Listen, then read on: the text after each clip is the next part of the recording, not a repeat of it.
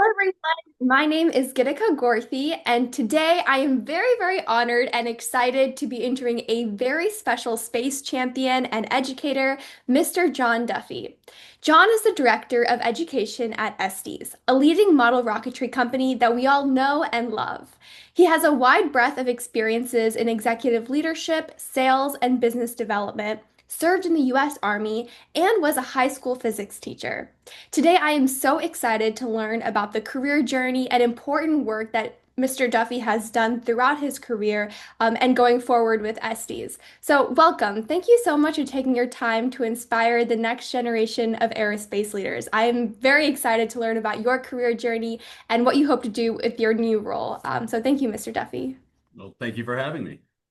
To kick off our conversation, I wanted to begin with your new role as the Director of Education at Estes. So, first off, congratulations. And I'm curious a little bit about what you hope to do with your current role. What are your current aims and vision for your role moving forward in the next 5 to 10 years? Okay, awesome. I think ultimately, if you, it's a dream job. Number one, I can't believe I'm able to do this. Like I get to fire rockets for a living, and I get to work with teachers, which is I think is amazing. I'm kind of like one of the chief rocket nerds here. My goal with joining Estes is this. It's like I've years and years in the classroom. I'm a lifelong model rocketer. I am passionate about science. I'm passionate about science education, and I'm also passionate about ensuring that kids make a plan, like that they have these aspirations and they have these goals and they shoot for them and they know that they can achieve them, right? And I think one of the things I think rocketry can do that, and I think science does that very well, and very well. Um, I would say my mission here is like I want to produce uh, tools, um, what is it? Tools, rockets, uh, lesson plans, unit plans, anything that is STEM related that will ensure that the teachers have all the tools that they need and the confidence to teach with those tools, right? I think it's important that that students get a wide breadth of experience in middle school and high school levels, so they kind of figure out what direction they want to go at. Um, I love the fact that something I learned when I got here, I didn't think I would be doing it, is I'm working with the aerospace industry. And so kind of one of my tangential goals is I want to ensure that I can help fill the pipeline for aerospace careers. In other words, we are. I feel in the data shows that we're lacking a workforce. Like we will be lacking the workforce that's going to be required for our country to ensure that we have all of the people in place so that our aerospace industry is always going to be flourishing. And it's if you think about it, aerospace is not just about the airplanes. It's about the welders, the riveters, the planners, the marketers, the purchasing agents, everything. The aerospace industry needs all comers, and I want to do what I can to kind of fill those roles. It's amazing. You mentioned a lot of really good and important points. I mean, I think many of us can relate with the first aspect of how building and constructing and then launching your own rocket is a separate feeling of inspiration. It was my spark to the entering the aerospace sector, and I know it's thousands, if not millions, of students' entry into the space sector. And so through Ignited Thinkers, we've actually done a few workshops at some local Title I schools in Virginia, in other states as well. And every time all the students see their rockets go up, they're like, I want to do this when I grow up. I want to keep doing this. I want to continue. So I know Estes is already doing an incredible job inspiring millions of students around the world. So I'm excited to see that propel by giving teachers more confidence, even if they don't have a physics background necessarily, to use these tools, create these model rockets in their classrooms with their students to still satisfy the state education standards because I know many, even fifth and sixth grade state standards require them to build engineering related projects and to have these hands-on projects. And building a rocket is the perfect way to do that. So equipping teachers with the tools to be able to bring those into classrooms, I think, will be essential. Absolutely. And one of the things I kind of found remarkable is like I grew up in the 70s and 80s. So we didn't have the internet. We didn't have all these other things. I'm sure you hear all these crazy uh boomer Gen X stories, right? We didn't have that. So we had to do things. We had to build with our hands. And I every year when I would go to the back and I would run my physics classroom the same way, it's like I was very heavy into project-based learning. I was into the kids building things, making things, creating things, coming up with solutions. And you would be surprised how many 16, 17-year-old boys and girls, it doesn't matter what gender it is, that haven't built anything. I oftentimes have to show 16 and 17-year-olds how to use a screwdriver or a saw or a drill or even a hot glue gun. And I'm taken back sometimes that there are people that have never used a hot glue gun. And they're like, well, why is it called a hot glue? And they'll burn their finger. Like, oh, well, you learned a lesson, right? Um, but yeah, just like it's you have to there are skills that need to be developed Yeah. for people to really understand engineering and science, right? You have to create, you have to, like you were saying, you build your rocket, you see it go up, and you get this sense of pride. I had this one lab project that we do where the kids they have to make these switches. You basically make a poster and you have to have a parallel switch and parallel circuit, simple circuit, and they make these switches and they make them work. And it's amazing. They struggle and they struggle and they struggle and they finally get this thing to work. And there's this sense of like pride and ownership when you turn on a light bulb and like it's amazing, right? And they flip switches all day long, but the Right. fact that you can give them wires and brads and paper clips and batteries and they can build something that turns on and off, Right. it blows them away. And I love that's one of the things I love most about teaching is just that when that light bulb goes off and the kids get it, right? And that's well, there's no feeling in the world that's like that. Oh, 100%. It's one thing to see a rocket launch, and then it's another thing to build something and then see it launch up into the sky a few hundred feet. It's like the best feeling in the world. So definitely agree with that light bulb moment.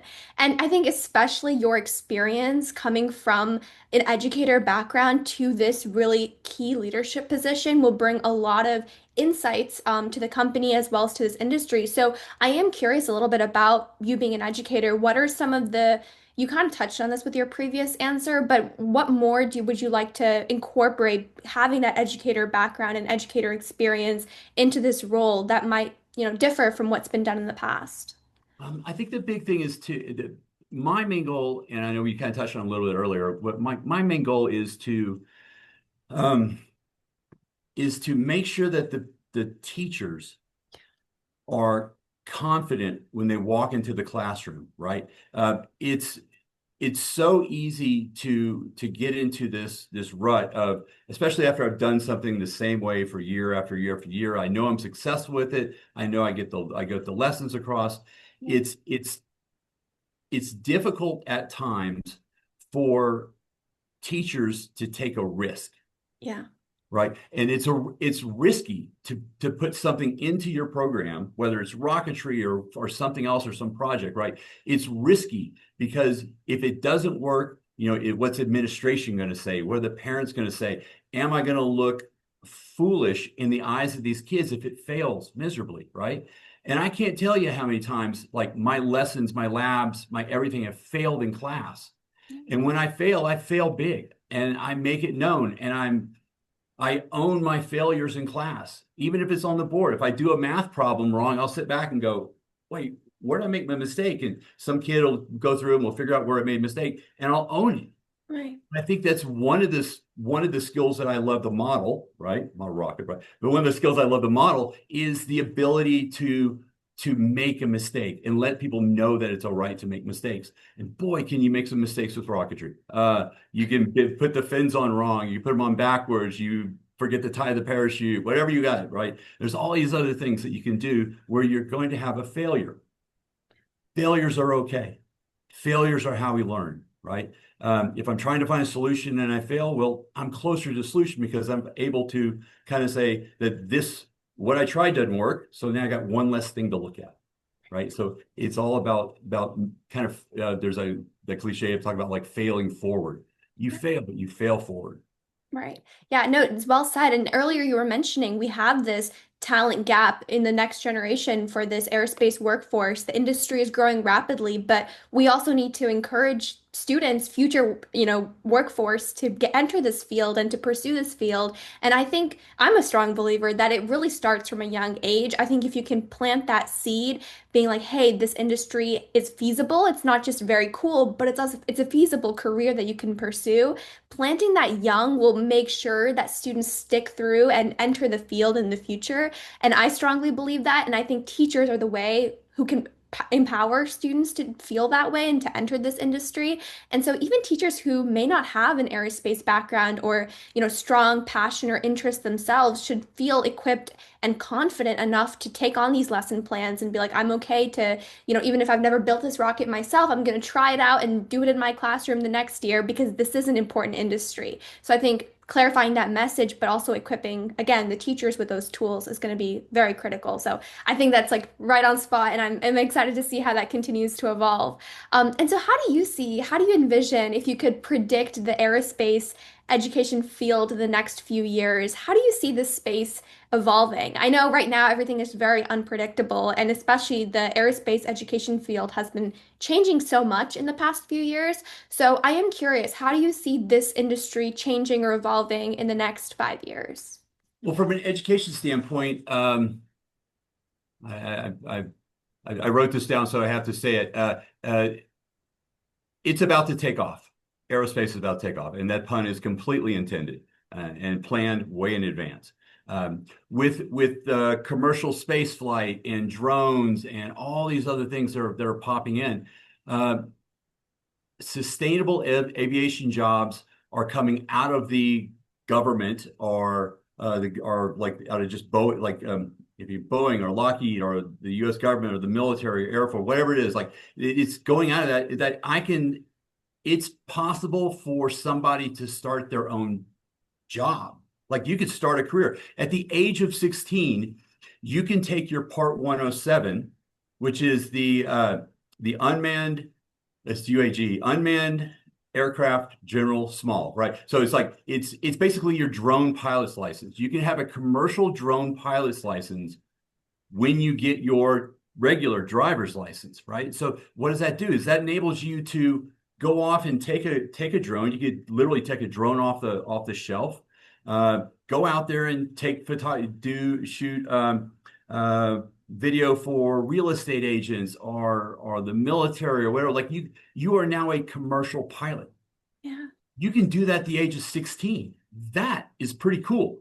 And schools have to be able to provide career path options for students. Even if I want to be a real estate agent, boy, my commercial drone pilot's license would be great because now I can go off and take pictures of, and I won't be violating the federal law. Like so, it's aviation education is going to have to be forward looking Right. to start preparing people, students, not necessarily for jobs that exist now, Right. but jobs that are going to exist when they graduate. Yeah. I mean, think about that. In your lifetime, right? In your lifetime, think about when you're a baby, Yeah. mobile phones were brand new, Yeah. right? All the mobile device, the entire mobile device industry didn't even exist.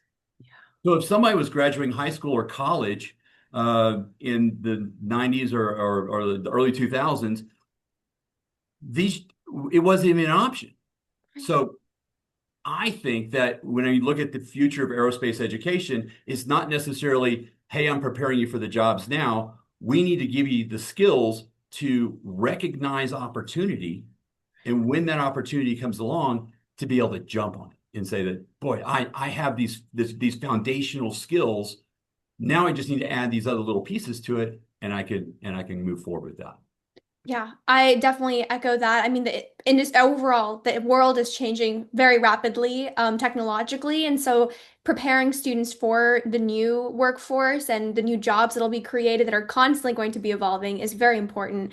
And I think especially what you were saying about getting aerospace, the diverse aerospace education to schools is so important, especially for high school students. I know a few years ago I was in high school and there were no electives or trainings for anything aerospace or aviation tangent, at least at my school. There were like physics classes and you could learn about space, but there's nothing beyond that in terms of application. And it's very shocking because the aerospace sector has been around for so long and it's growing greatly. And I think schools need to start recognizing this field and recognizing the job market and providing those opportunities to students to get those certifications. So if they have plans for post high school and it's not college, they have other options, and to enter this field and to prepare themselves for that. So I think your point is very valid. I think we have a long way to go in terms of that space of getting aerospace education, especially into high schools for students who want to work post their primary education. Exactly. And I like and there's the big unknown out there, right? And that big unknown is, what's AI going to do? We don't know. Right, And it is this unknown thing out there. So once again, it's like you don't know what the technology is going to bring in the future, right, right? Uh, so that means, how do I prepare for that? Well, the only way you can prepare for that is to learn how to problem solve, to learn how you learn the basic physics of aviation, to learn science, to learn math, uh, to learn to work with each other. Boy, right. that's the big skill. Like I'm an old man. I'm what, 57 years old. The business skills that I use most, I learned in kindergarten. Like you got to be able to work well with one another, right? You have to be able to come together and not get in arguments and not get in fights, to be productive. You got to be, and that seems like a very simple thing, but when you think about aerospace education, if you have it very heavy, if all of your lessons and your instruction and your curriculum is all project based, which by the way is how you live your life in the business world, right? In the real world is you work from project to project to project. Yeah. If you have a heavy project based program, then you are teaching kids to work well with each other, to take responsibility, to lean on each other, to, if somebody's not pulling their weight, go to them, bring them up. It's so important. Definitely. And these are really, really huge problems that we're talking about today. So I'm definitely excited to see how you will embrace this from a different perspective, being an educator and kind of seeing it firsthand, and creating different initiatives to be able to work towards a better solution of what we've already have and what we've already built as an industry. So I'm very excited for all that you will bring. And I am very curious about your journey, right? Because I know so many teachers who end up retiring as an educator and don't necessarily think of bringing their experiences into industry per se. And so I am very curious first, your aha moment that inspired you to become a physics teacher. I know you're also in the Army. So what led you into space? And then what led you post being an educator to come into Estes? Um, well, that's a story, right? Aviation has always been part of my life, right? My mom was a flight attendant during like the golden age of air travel, in the 50s and 60s. And my stepdad was a fighter pilot and a career officer in the Air Force. And then my big brother has always been very, very passionate about all things aviation, whether it's rocketry, uh, radio controlled airplanes, history, the whole thing. Like he was probably the most avid reader I've ever met in my entire life. And so when you are around that, Right. you can't help but have some of that rub off on you, right? So yeah, you just can't. I I have I'm sure we'll talk about it later, but it's not a traditional route. Like I joined so I'm going to speak to the teachers out there, right? Uh, Talk to your students about their future, whether it's college or some kind of career prep or something like that. Um, I I didn't have anybody really talk to me about college or my future when I was in high school. The first person that came to me and talked to me about my future was my Army recruiter. Mm. The very first person. And it's not a negative. Actually, it's a positive. I wasn't ready for college when I graduated high school, so it gave me an opportunity to kind of to develop and kind of think about what I wanted for my future. Um, and so, I mean, had somebody talk to me about college, I probably would have gone off to college. I don't know how well I would have done because I was pretty immature, right? I think I went and joined the Army, got out, went to college, failed out of college because I wasn't ready. I was partying and stuff like that, right? I was having a good time, had a great time in college, and I went back into the military. And if you ever baked a cake, if you've ever baked a cake and you put the cake in the oven, right? And the dinger goes off and you pull the cake out, you have to put the toothpick in the cake and see whether the cake is done. I wasn't done, right? And so going back in the military matured me to the point where I was able to take on the things like an intense college program. And I majored in environmental science, and I did that for a while, right? But when I was in the military, I was also an instructor, and I developed a passion for teaching. And so even when I got out, boy, I went right back into teaching. I was like, I got to go get my teaching certification. Yeah. So it's not a traditional route. I kind of bounced around a little bit. We'll probably go into it a little bit later on, but I did do some bouncing around. uh, I've learned from every single uh, career and step that I have taken. I'm sure, and we'll definitely get into that aspect of your journey. And I have so many follow-up questions about that. But I mean, what led you from that point, once you became a teacher, what led you to exit that space in a traditional classroom and go into more of a leadership position to take those experiences? Got it. So I have always been one in the classroom to take risks. I try things. I am not afraid to fail. And it's one of these things, once again, I model. And being a rocket person, I had rocket stuff in the back, and we did this lesson where we were doing graphing. It was a graphing lesson, right? Mhm. I know it sounds weird, but position time, velocity time graph, stuff like that. And one of the questions talked about model rocketry, like a model rocket going up. And the kids are like, "What do you mean?" I was like, "You don't know what a model rocket is?" Well, next day I went built a rocket and brought it to class the next day, and we all went out and launched the rocket. And those kids were like, "Holy cow, this is so cool." They'd never seen that before. So that's when I pitched, and I pitched to our school to bring in the Project Lead the Way aerospace program. We brought the aerospace program in and got those kids excited. And it's just really neat that you can take something like a model rocket, and where you would normally teach Newton's laws, now I can say, hey, Newton's laws, hey, look at this really cool thing Newton's laws does, right? And so you can take something, model rocketry can take something that is abstract and make it a real and thrilling moment. And for many of those kids, these will be core moments. They'll remember when kind of moments when they're older. Like, I remember when we launched that rocket, and yeah, but it's kind of cool. That's kind of neat Yeah. that you get to be part of somebody's story because you're able to create these core events in their life, right? And I know it's hard to believe, but humans were not meant to fly, right? And so that's what makes aviation so exciting. It's that you have to understand the natural order, the laws, the things that keep us grounded Right. on the ground, and then learning to overcome those things. In other words, that's what science and engineering does. Science and engineering gives us that power to overcome these natural laws. I mean, it was a dream that we would ever fly. I mean, who would ever think that?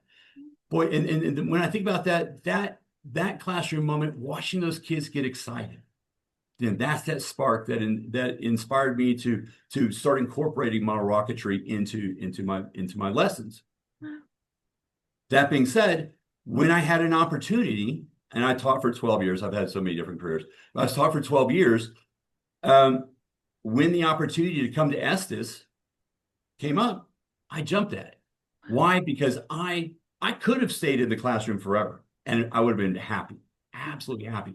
But now what happens is I have a platform through Estes that now I can impact not just a handful of teachers, now I can impact thousands of teachers Yeah. and impact, you know, every one of those teachers has 100, 200 kids that they impact over a couple year program. I it's a force multiplier. I mean, why wouldn't I want to do this? Yeah. And plus, if you think about it, like last week, I got to go fire a rocket. I got to go off at lunch and fire a rocket. Who gets to do that? I do. That's kind of cool. Yeah, no, that definitely 100% makes sense, and they chose the right person to do this. Was that a position you just applied for, or did it come across through like an email, or how did you learn about this opportunity? Well, you know how I mentioned my brother being Yeah. yeah, be into everything. Well, he's pretty heavy into the model rocket community, right? And so he knows people who knows people who know people, and he knows the owners and all this stuff. And uh, when this opportunity came up and he heard about it, he's like, "You got to go for this." And um, I have oftentimes not jumped at opportunities that have come up, right? This is an opportunity that came up that it just seemed like all the pieces were in place for me to be successful. And it would be an amazing challenge for me. So I jumped at it. Like I packed up, I sold everything. I packed up my pug and I moved to Colorado.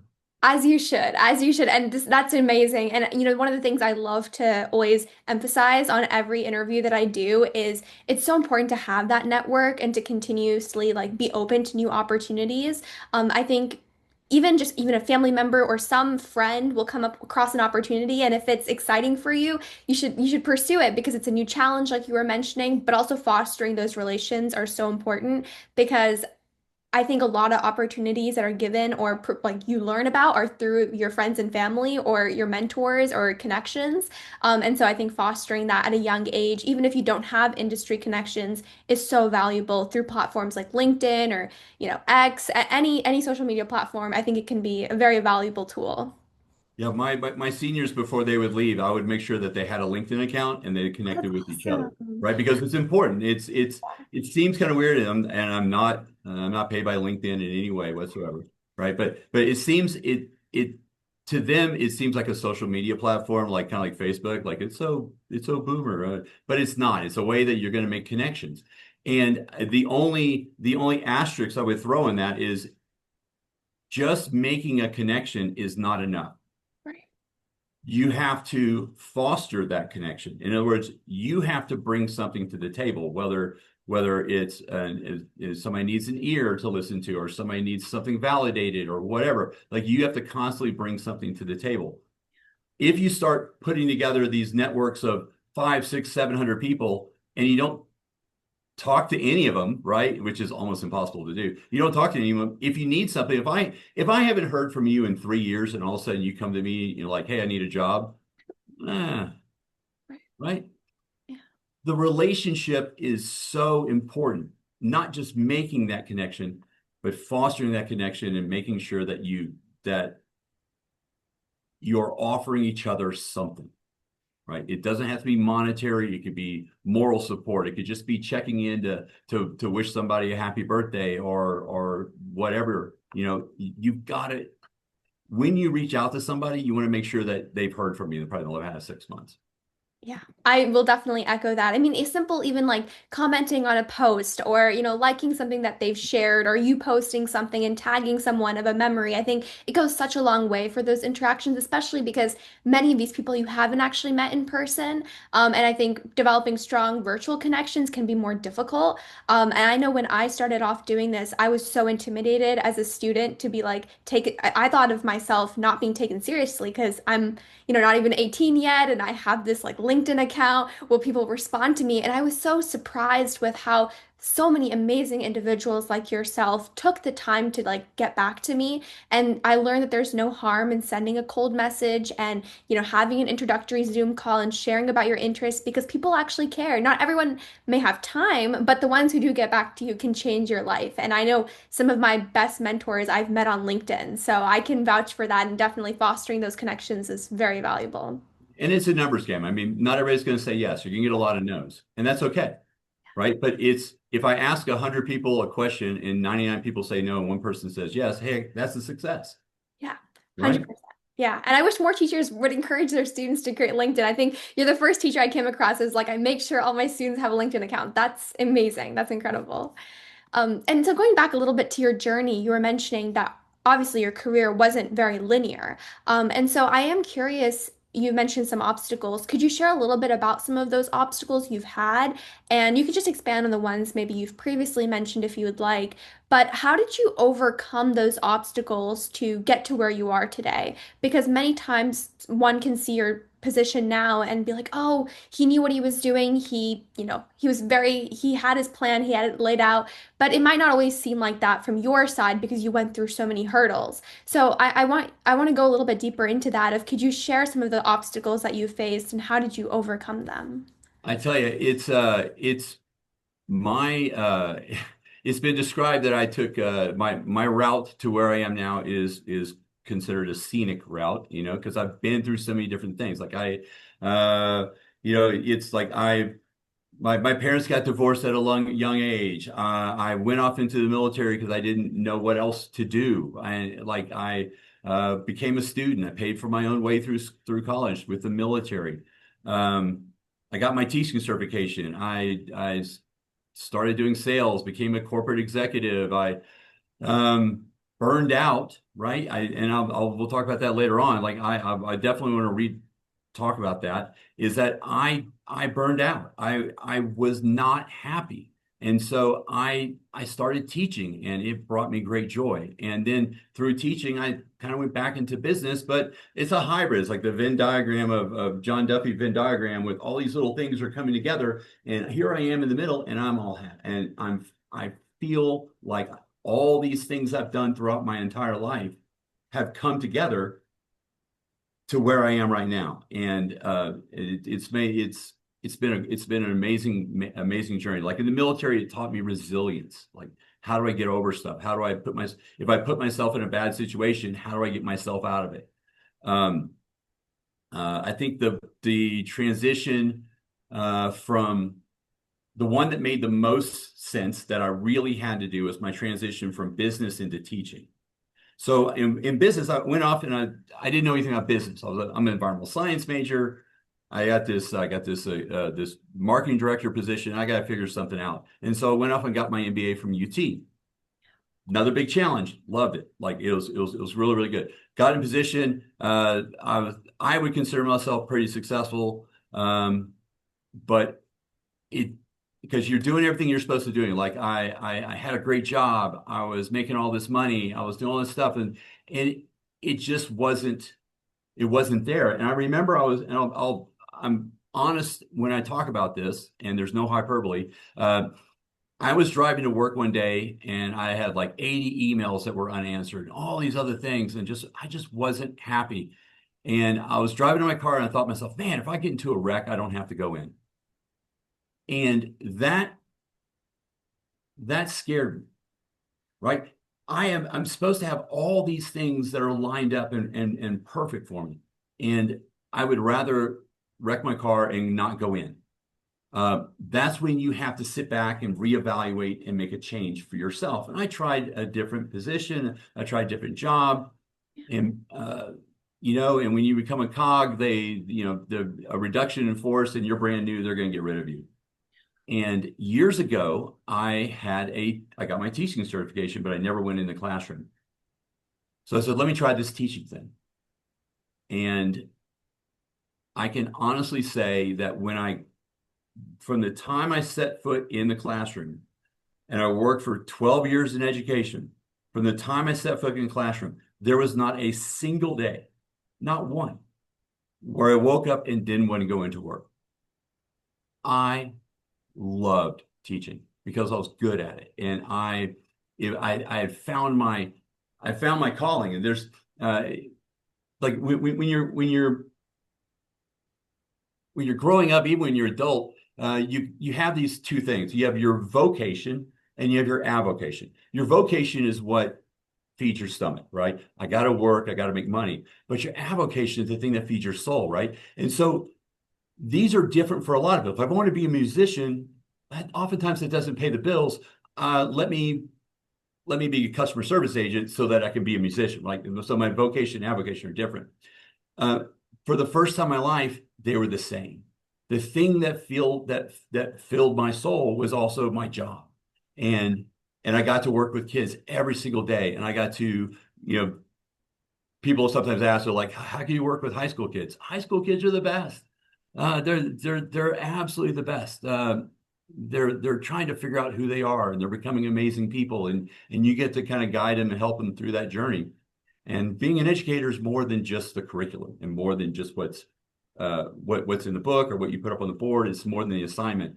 It's the guidance you give, it's the support that you give, because oftentimes many of the kids don't have that support outside of that classroom. The classroom is often the most stable place time that they have in the entire day or in the entire year. Being at school is the stable part of their life.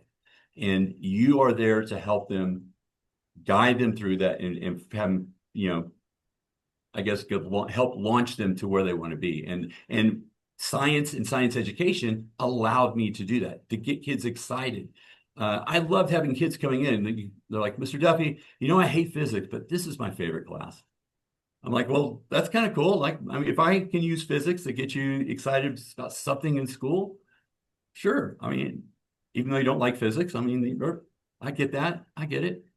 But it's just, it was such a, teaching was the thing that saved me.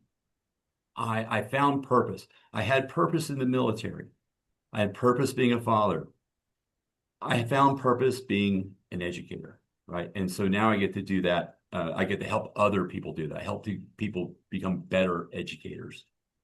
Wow. I mean, I can really tell from the way you were talking about it that this was a very transformational experience in your life, and just the way you were able to find that calling and actually pursue it is just incredible. And I know it wasn't an easy journey just by the way that you were describing it. So thank you, first of all, for being so honest, because I know it's sometimes not always easy when you're in a certain position in your life to go back to certain times in your life where you're trying to still find yourself or find the career or the place that makes you the happiest. But that recognition that you had of, hey, I need to take a step back and, reevaluate where I want to be in my life. I think that's a step that's challenging and scary to take at any stage in your career, whether you're in college and you're like, wait, I don't know if I like this particular career path I'm going down, or you're a young professional, mid-career, late career, when you're having that, moment where you're like, wait, I don't really like this anymore. Taking that courage and having that courage to step back and be like, okay, let me find something else that I enjoy. And I'm so glad you found teaching and that ended up feeding your soul and also being your vocational, like your career. It's just, I can tell by just the way you're talking about it that it means so much to you. And again, there's no one more amazing and like deserving of this role that you have right now, because you get to empower more educators across the country and even the world. And so I'm very, very, very excited to see what you're going to do with this position. And so if you can go back in time and give your younger self, maybe, maybe in your 20s, let's say, if you could go back to your younger self and give yourself a piece of advice, what would that advice be? Probably buy crypto. Yeah, definitely. That's a good one. Definitely. I mean, like, I know it seems silly. Just buy as much as you can. No, I would say, uh, I would say yes to the opportunities that present themselves to you. Um, I have been presented so many opportunities in my life that I was too afraid to pull the trigger on. And I was, and what does that do? That means that you oftentimes live your life looking back, thinking, what if? Like, what if I would have done this? I would be in a better, like, and so that's difficult. It's you you want to impress upon people that you don't want to live with regrets, right? You want to move forward and like just always be forward looking on what do I have coming? What kind of blessings do I have coming my way, right? Um, but it's difficult sometimes, especially if you feel like you're not in the right position you're supposed to be in, or you're not in the right headspace. You look back and think, how did I get here? Well, I missed that opportunity. Um, so, I mean, all the opportunities that I didn't take put me in the position I'm in right now. So that's a good thing, right? But when somebody affords you an opportunity, don't be afraid to jump at it, even if it's going to be difficult. I was very risk adverse in my younger days. Which is the complete opposite of what you're supposed to be. You know, when you're 17, 18, 19 years old, you are at your most dangerous. Like you are super dangerous, not from a you're going to hurt yourself kind of standpoint, but just think about this. When you're 18 years old, you can take risks. You don't have a mortgage, you're probably not married, you don't have kids. You can take that risk. When you graduate college, get your buddies, live in an apartment, start a company, whatever you want to do. You're devote all of your energy into that, into whatever you want to do. Because when you get older, you're not going to be able to do that. Because now I got a mortgage. Now I got a family I got to take care of. All these other things come first. So between the ages of like 17 and 25, you are so dangerous right now. You can do anything you want. And if you fail completely, you're exactly where you are today, right? That's that's something I would love to impress upon myself. And I would scream it to the mountaintops to all my students, like, to take those risks. Get out of your comfort zone. Your growth doesn't happen in the comfort zone, right? The growth happens whenever you leave that, you take the risk, and even in failures, you grow and you learn, right? You've got to be able to do that. Now is the time for you to do this. I will definitely take that advice to heart, and I'm sure everyone who's listening will as well. I think what you said is perfect. I think even sometimes there are opportunities that you see on LinkedIn or just any website, and you're like, oh, I don't know if I'm qualified for that, or I don't know if this is something I can actually do. And we end up not even applying for majority of the opportunities we come across. And then the ones that we do get, we're like, oh, I don't know if this is for me right now. I'd rather stay on this one path that I've had in mind for 10, 15 years of my life. And it's like, oh, you have to be open to those opportunities as they come along, because you never know which one will take you where. And just giving yourself that self-confidence to be like, yes, I can do it, but also be okay to fail. It's okay, like you said, to, yes, there's risk, but that's the age where you can take a risk. And many times when you fail, you're kind of like, oh, everything is over now. But really, you're so young. You have so much time. You can do literally, you can restart and be fine. I think having that confidence and hearing it from someone who's experienced it and been like, hey, this is something I would actually do going back in time, I think is very helpful for someone who's in those shoes right now. So thank you so much, Mr. Duffy, for sharing your advice, for sharing your insights into the education space, for the aerospace sector and your goals for your new role, as well as your journey. I think it was very inspirational for me to hear about your background and the way you've navigated your challenges and how you've learned and grew from each one to find your true calling. And so it was such a great honor to meet you. So thank you so much for taking your time to do this interview. No problem. If I could leave you with just one thing, and that is this. I think it was like the 1990s, there was a Navy commercial, right? And it was kind of a cool Navy recruitment commercial, and it showed all these Navy people doing cool stuff, like Navy, Navy, Navy, Navy. Like it was like really high energy, blah blah blah. And it ended with, and this has stuck with me my entire life.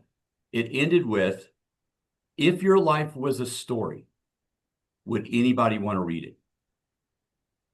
That, I think, is a powerful challenge to you, to whoever's listening, is that you have one opportunity to write your story. There will be people coming into the story and out of the story. The story, you'll go from one chapter to another. Some people that were in chapter one aren't going to be in chapter two, right? You'll grow from that. The thing is that you live your life so that at any point in time, if it was a book and I handed it to you, somebody would want to read this and go, holy cow, this is remarkable. And that is how you'll be remembered. Like you are going to be remembered for the people that you impact, for the not the money you made, but you'll be remembered for how you made people feel. That's what's most important. So the only thing I would ask, or we're going to challenge anybody else, anybody, if anybody listens to this, is I want you to live an amazing story.